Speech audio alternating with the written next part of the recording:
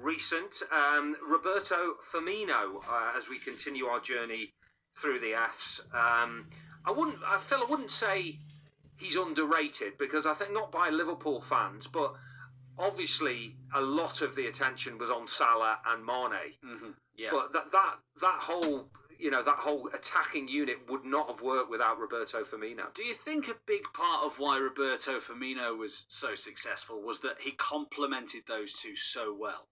I think so. He was completely selfless as well. Yeah. That was which is unusual for what is supposed to be a centre forward. But he made Salah and Mane better. There's no doubt about it. And I think, you look at how they've both done since, and they've both obviously been phenomenal, but I think they would probably admit that was their peak years, was when Firmino was there. And of course it started out off as like a 4, because Coutinho was there for half a year before they sold in as well. But Firmino, I suppose, is not the original false 9, but he's got to be one of the best false 9s. Yeah, but you mentioned it there. He was selfless, wasn't he? I think he got almost as much joy from seeing something that he assisted ending up in a goal. And he was very, very skillful. As a Brazilian international, he would be, I suppose. But he had all the great touches around the box. Could score goals, obviously, himself as well. Scored some really good goals for Liverpool. But I think he was, I don't know whether he was happy, but it looked as though he always seemed to be happy, didn't he? He had that great smile.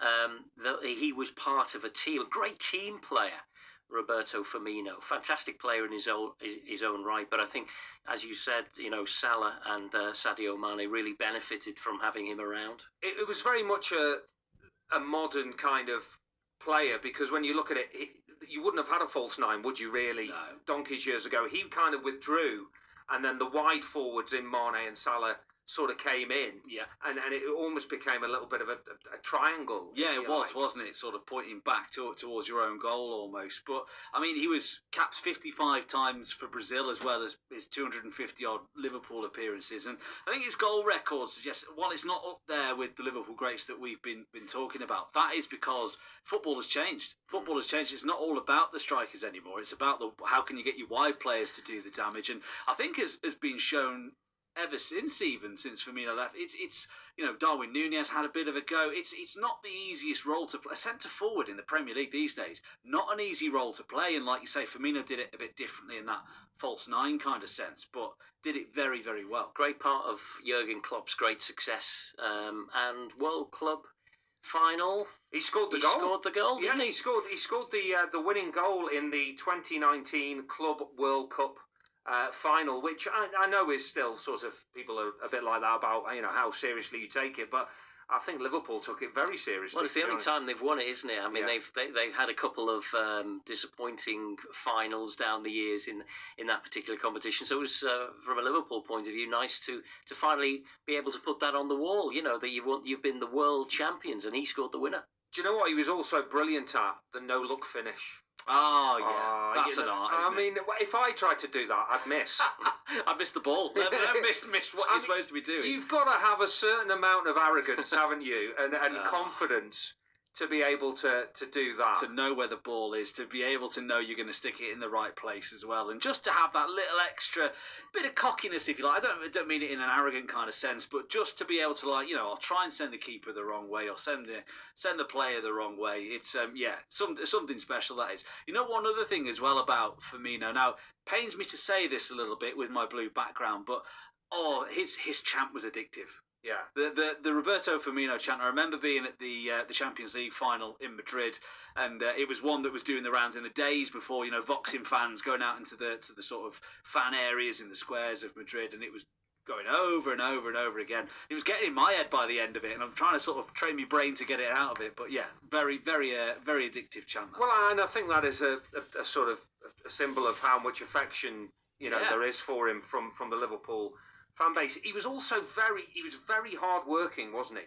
Very hard, like the pressing element of his game. Yeah, and I think sometimes when you are seen as a bit of a flair player, people assume that you don't have that in your locker. But he did, he was somebody who did put a shift in. And of course, managers like Jurgen Klopp demand it. But, as I said, he was very happy to take on that workload and almost let others shine. And that was one of the great things about, and all football fans, when they spot that in a player, you're going to get behind him. And yeah, he was definitely a hard worker. I think I'm trying to think of my favourite Firmino goal. There was the one against. Do you remember that one against Watford? It was like a sort of flick finish. This isn't very good for radio because we can't show it you, but there are so many, and he was part of so much of Liverpool's success in terms of the honours that he won. Do you remember when he signed? Brendan Rodgers was still the manager when he signed, and they were playing him out wide. Mm. Yeah, I can't actually remember him playing out wide, but he must have done. Yeah, he played it. So it was. I remember when he signed, there was a bit of so what position does he play? It's like, he's an attacking forward-ish sort of. It was sort of unclear where he was going to play, wasn't it, at the start? Yeah, so that would have been the 2015-16 season, I think I'm right in saying.